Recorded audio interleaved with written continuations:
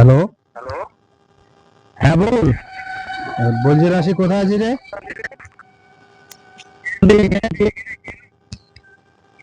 একটা জায়গায় বেড়াতাম, তো বাইকটা দরকার ছিল। বেরিয়ে আসতে পারবি? रुको जरा सबर करो। তো আমার ওই টার্নিং এর পর দোকানের সামনে আসছি আমি। আচ্ছা, কতক্ষণের ভিতরে ঢুকবি তো? আসছি আমি দোকানে টার্নিং এ, ওখানে দাঁড়া, আমি আসছি। ঢুকছিলাম তো ওখানে বস, আমি দোকানে এসে হেঁটে আসছি আমি বেরিয়ে। তো কোথায় যাবে আগে জিজ্ঞাসা করছি, তারপরে দেখি। ওকে ওকে। रुको जरा सबर करो। बोला धक्का मुक्की नहीं करने का, आराम से लेने का।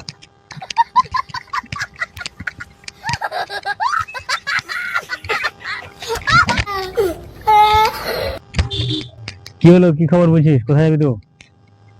একটু বাইরে যেতাম, বহরমপুরের সাইডে। তো এখন বহরমপুর কি যাবে হঠাৎ এখন? তুই দরকার ছিল। দরকার বলতে কি দরকার?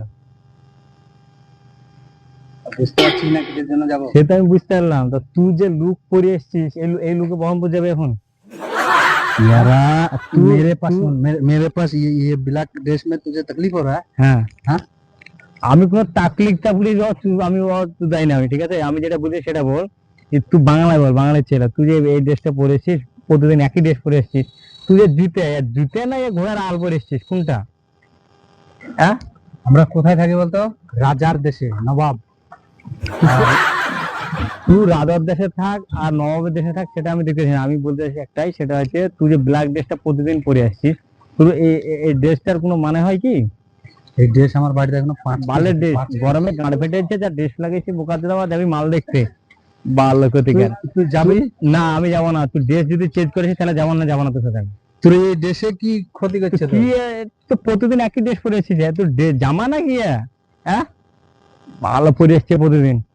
না, তুই বাড়ি যা, ড্রেস চেঞ্জ করে গা। তুই আমাকে এটা আমি বল। এটা চললাম, আমি যাবো না তোর ড্রেস। যেতে হবে, এমার্জেন্সি কাজ, আমার কথা শোন।